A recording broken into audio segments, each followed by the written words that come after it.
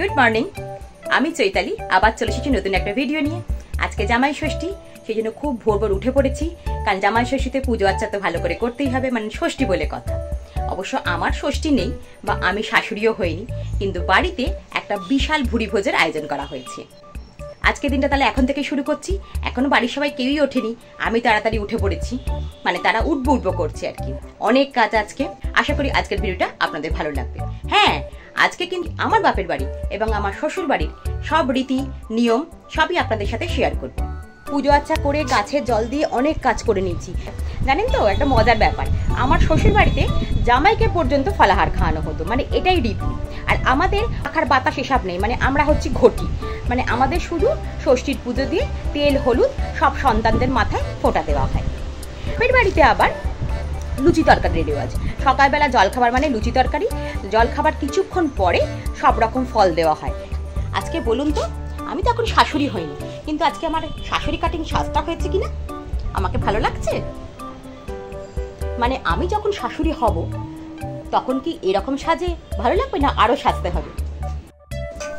এখানে আমি কিছুটা চিকেন মিক্সিতে পেস্ট করে নিয়েছি, তাতে অল্প নুন, আদা, কাঁচা লঙ্কা, রসুন বাটা আর কিছুটা পেঁয়াজ কুচোনো, সাথে অল্প একটু লঙ্কা গুঁড়ো দিয়ে ভালো করে মেখে নিতে হবে। এটা চামচ দিয়ে যদি মাখা না যায় তখন হাত লাগাতে হবে। আর একটু দিচ্ছি সানরাইজের শাহি গরম মশলা, খুব সামান্য কিন্তু। আর ধনেপাতাকে একটু কুচি কুচি করে কেটে দেবো, কারণ ধনেপাতার টেস্ট সবেতেই ভালো লাগে। ভালো করে মাখা হয়ে গেলে একটু দেবো বিস্কিট গুঁড়ো, যাতে এটা বাইন্ডিংটা ভালো হয়। আর কিছুই নয়, যত ভালো মাখা হবে তত ভালো কাটলেটটা হবে। এটা আমি বানাবো চিকেন কাটলেট। এবার আধ ঘন্টা রেখে দিয়েছিলাম, তারপরে আমি চ্যাপটা চ্যাপটা করে একটু শেপ দিয়ে নেওয়ার চেষ্টা করছি। সবগুলো শেপ দেওয়া হয়ে গেলে আমি ডিমের গোলায় চুবিয়ে ব্রেড ক্রাম্ব মাখাবো। কাটলেটগুলোকে প্রথমে আমি এমনি শুকনো ময়দায় কোট করে নেবো। ময়দায় কিন্তু নুন মানে লঙ্কা গুঁড়ো কিচ্ছু দেওয়া নেই, শুধু ময়দা। এরপরে আমি ডিমের গোলায় চুবিয়ে নেবো, নিয়ে ব্রেড ক্রাম্বে চেপে নেবো, মানে তাহলেই চিকেন কাটলেটটা তৈরি হয়ে যাবে।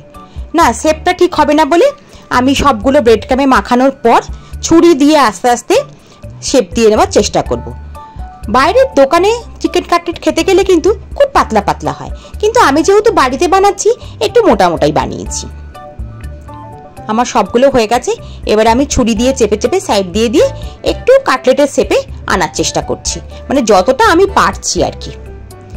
কাটলেটের শেপগুলো দেওয়া হয়ে গেলে আধ ঘন্টা আমি ফ্রিজে রেখে দেবো, তাহলে ভাজার সময় না ছেড়ে যাবে না, খুব সুন্দর ভাজা হবে। মোটামুটি আমার চিকেন কাটলেটগুলো তৈরি হয়ে গেছে। এবার অন্য রান্না করতে হবে। তার আগে এখন আমাদের জলখাবার খাওয়া হয়নি, বললামই তো আজকে ফলাহারের ব্যাপার আছে, সেগুলো আগে সাজিয়ে নিই। ফলাহার কি, চিড়ে, খই, মুড়কি, আম, কলা, মিষ্টি, দই এইসব। আর আজকে জামাই ষষ্ঠী বলে একটু বেশি করে ফল কাটা হয়েছে। আর আমার মায়ের অনুরোধে আমার কর্তার জন্য মিষ্টির প্লেট সাজানো হয়েছে। বাইরে একদম রোদ গনগন করছে। এখন আমরা জলখাবারটা শেষ করি, তারপরে আবার রান্নাঘরে গিয়ে যুদ্ধ করব। আমাদের বাড়িতে আবার কাঁঠাল কেউ খেতে চায় না, আমি খুব ভালোবাসি, কিন্তু এদের জন্য আর কাঁঠাল আনা হয়নি আমার। সেই জন্য আম, লিচু, কলা, আপেল এইসব দিয়ে কাজ চালাতে হচ্ছে। আর এই মিষ্টি দইটা কিন্তু আম দই। রান্নাঘরে আবার চলে এসেছি। এটা হচ্ছে নারকেল তিল বাটা দিয়ে দক্ষিণী রুই ভাপা। এটা আমি আমার চ্যানেলে শর্টসে দিয়ে রেখেছি। আর এখানে ট্যাংরা মাছের ঝাল করবো বলে ট্যাংরা মাছগুলোকে নুন, হলুদ আর একটু সর্ষের তেল দিয়ে মাখিয়ে রেখেছি, নাহলে ট্যাংরা মাছ বড্ড ফাটে। সর্ষের তেল মাখিয়ে দিলে ট্যাংরা মাছে অতটা ফাটে না, একটু কম ফাটে। এটা কিছুই নয়, কালো জিরে, কাঁচা লঙ্কা, টমেটো দিয়ে ধনেপাতা দিয়ে একটু লাল লাল ট্যাংরা মাছের ঝাল। এটার রেসিপিটা আর আমি আপনাদের সাথে আজকে শেয়ার করছি না, সবাই জানেন, সবাই করেন। আমার শ্বশুর বাড়িতে জামাই ষষ্ঠীর দিন 6টা জামাইয়ের জামাই ষষ্ঠী হতো। আমাদের পরিবারে ছিল 6টা জামাই। আমার শাশুড়ি বড় ছিলেন, সেই জন্য 6টা জামাইকে একসাথে জামাই ষষ্ঠী করতেন না। আমার কর্তারা সবাই মিলে 6 জন ছিলেন না, আমার কর্তারা 3 জন, মানে 2 দিদি আর আমার কর্তা, কিন্তু খুঁড়তো ননদ আরো 4 জন, কিন্তু পুরো বাড়ি মিলে যেত 6 জন জামাই, সেই জন্য 6 জন জামাইকে নিয়ে জামাই ষষ্ঠী হতো এবং হই হই করে হতো। আমার শ্বশুর বাড়িতে আমার শাশুড়ি সকালবেলা জামাই ষষ্ঠী করতেন সাবেকি নিয়মে, আর আমার ছোট খুব শাশুড়ি রাত্রেবেলা জামাই ষষ্ঠী করতেন। সেখানে কিন্তু লুচি মাংস টাংস এসব হতো, আর সকালবেলা আমার শাশুড়ি কিন্তু একদম সাবেকি রান্না, মানে ভাত, শুক্তো, ডাল, মাছ, মাংস হতো না কিন্তু সকালবেলা, এইরকমভাবে জামাই ষষ্ঠী করতে খুব হইচই হতো। আর আমার বাপের বাড়ির দিকে বলতে গেলে আমি একটি মাত্র মেয়ে, মানে আমার কর্তা একমাত্র জামাই। সেখানে গেলে কিন্তু খুব ফাঁকা ফাঁকা, মানে খাওয়া দাওয়া বিশাল কিছু হতো, কিন্তু মানে হই হই রবটা ছিল না। মানে আমি একা আর আমার কর্তা কতজন মিলার হই হই করব। কিন্তু শ্বশুর বাড়িতে একদম জমজমাট ব্যাপার হতো। কিন্তু কালের নিয়মে এখন অনেক কিছুই বদল ঘটেছে, সেই জন্য জামাই ষষ্ঠীও উঠে গেছে এই বাড়ি থেকে। কারণ আমার শাশুড়িও নেই, শ্বশুরও নেই, শ্বশুর বাড়িতে আর জামাই ষষ্ঠীর কোনো অনুষ্ঠান হয় না। আমার বাবা চলে যাওয়ার পর থেকে আমিও বাবার বাড়িতে জামাই ষষ্ঠী খেতে যাই না, ভালো লাগে না। আমার মাকে এবারে বলেছিলাম যে এখানে চলে এসো, মানে আমার বাড়িতে, কিন্তু মায়ের শরীরটা খারাপ হওয়াতে মাও আসতে পারেনি। কিন্তু মা বলেছে জামাই ষষ্ঠীকে যেন কোনো ত্রুটি না হয়, সেই জন্য আজকে কিন্তু অনেক কিছু রান্না বান্না করেছি। কি কি করেছি, কেন করেছি, সবটাই আপনাদের সাথে পরে পরে শেয়ার করবো। আমার ভাই প্রতিবারই আমাকে জামাই ষষ্ঠীতে যেতে বলে, আমাকে, আমার কর্তাকে, মানে সবাইকে আর কি যেতে বলে। না, আমি আর যাই না। আমি বলি আমরা অনেক বছর জামাই ষষ্ঠী খাতির যত্ন খেয়েছি, এবার তোরা জামাই ষষ্ঠী যা। কারণ আমার ভাই আর ভাজকে বলি আর কি, সেই জন্য আমি আর যেতে চাই না। জামাই ষষ্ঠী খাওয়া আর কি ব্যাপার, যখনই বাপের বাড়ি যাবো তখনই তো খাওয়া দাওয়া, তাই না? সেই জন্য এখন আর যাওয়া হয় না। তারপরে মেয়ের পড়াশোনা, ছেলের পড়াশোনা, সব কিছু মিলিয়ে সংসারে জড়িয়ে যাওয়া আর কি। এখন অনেকক্ষণ বসে গল্প হয়ে গেছে আপনাদের সাথে, এখন ধরা চুরো ছেড়ে ড্রেস চেঞ্জ করে আবার রান্নাঘরে যাই। আজকে একটু বানাচ্ছি জাফরানি ফ্রাইড রাইস। একটু জাফরান নিয়ে নিয়েছি, তাতে একটু নুন দিয়ে ভালো করে ঘুরিয়ে নেবো, মানে বেটে নেওয়ার মতন করবো, তাতে না রংটা খুব ভালো আসে। আর একটু কুড়িয়ে নিচ্ছি জায়ফল। এই জাফরানি ফ্রাইড রাইস বা পোলাওয়ে কোনো মশলা যাবে না, শুধু জাফরান আর জায়ফল। এই মশলাটাকে আমি জলে গুলে রেখেছি, আপনারা দুধেও গুলে রাখতে পারেন। আর এখানে একটু শুধু কাজু নিয়েছি। একটা কড়াইতে সাদা তেল নিয়ে নিয়েছি, তার সাথে অল্প একটু ঘি দিয়ে দিলাম, দিয়ে কাজুগুলোকে একটু ফ্রাই করে নেবো। খুব লালচে লালচে নয়, জাস্ট একটু নাড়াচাড়া করে নেবো। জানেন তো, এই জামাই ষষ্ঠীতে আমার ছেলে মেয়ে আছে, আমাকে তো ষষ্ঠীর উপোস করারই কথা, কিন্তু আমার শাশুড়ি বারণ করেছিলেন, আমি কিন্তু ষষ্ঠীর উপোস করি না। কড়াইতে একটা তেজপাতা দিয়ে দিয়েছি, এরপরে ভাতগুলোকে 90% রান্না করে রেখেছি। সেই ঝরঝরে বাসমতি রাইস দিয়ে দিলাম কড়াইয়ের মধ্যে। যেরকমভাবে আমরা ফ্রাইড রাইস করি ঠিক সেরকমভাবেই ভাতটা নামিয়ে রেখেছিলাম, এবং ভাতটা দিয়ে একটু নাড়াচাড়া করে পরিমাণ মতো নুন আর অল্প চিনি, বেশি মিষ্টি মিষ্টি হবে না, দিয়ে নাড়াচাড়া করার পর সব শেষে ওই জায়ফল আর জয়িত্রী গুলে রেখেছি সেইটা ওপর থেকে ছড়িয়ে দেবো। এই রাইসটা এত ভালো খেতে হয়, মানে কি বলবো। মানে এই রাইসটা কেউ যদি খেয়েছে সে আর অন্য কোনো ফ্রাইড রাইস খাবে না। যেমন রং হয় তেমন গন্ধ হয়, দারুণ খেতে হয়, দারুণ। একবার আপনারা বাড়িতে ট্রাই করবেন। এই রাইসটা করতে যত কম সময় লাগে, খেতে ততটাই সুন্দর হয়।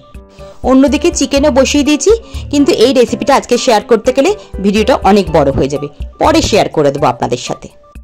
কড়াইতে সাদা তেল গরম করে ফ্লেমটা লো করে দিয়েছি, এবং লো আঁচেই চিকেন কাটলেটগুলো ভেজে নেব। এইরকমভাবে চিকেন কাটলেট বানিয়ে ফ্রিজে রেখে দেবেন, যখন খেতে ইচ্ছা করবে তখন ভাজবেন আর খাবেন, অসাধারণ লাগবে। বাইরের দোকান থেকে একবারও আপনার কিনতে ইচ্ছা করবে না। আর বাড়িতে কেউ বাচ্চা টাচ্চা থাকলে অনায়াসে এটা দিতে পারবেন আপনি, কারণ টাটকা জিনিস আপনার হাতের তৈরি। এখন চিকেন কাটলেট ভাজছি, ওটা হলেই হয়ে যাবে, রান্না পর্ব শেষ।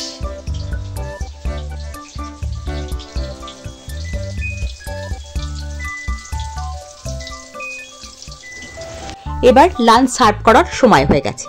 আজকে যেহেতু জামাই ষষ্ঠী, একটু তো গুছিয়ে বাগিয়ে খেতে দিতেই হবে, তাই না?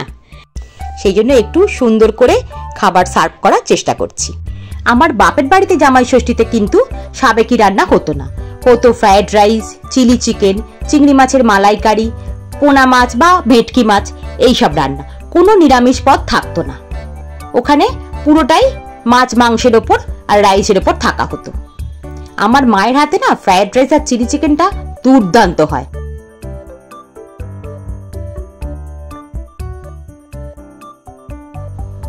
আচ্ছা, আগে আমি সাজিয়ে নিই, তারপরে টেবিলের সামনে গিয়ে আপনাদের পুরো মেনুটা দেখাবো আর বলবো। খাবার সাজানো গোছানো হয়ে গেছে, এবার সার্ভ করে দিচ্ছি। রাবড়ি দইয়ের মিষ্টি হাঁড়ি, ডাকছে তোমায় শ্বশুর বাড়ি। পেটুক জামাই লাজুক মুখে, দুলিয়ে কাছা চলছে সুখে। স্বপ্ন বিভোর আপ্যায়নে, ব্যস্ত জামাই ছুটছে জানে। এখনকার জামাইরা অবশ্য কাছা দুলিয়ে আর যায় না শ্বশুর বাড়ি।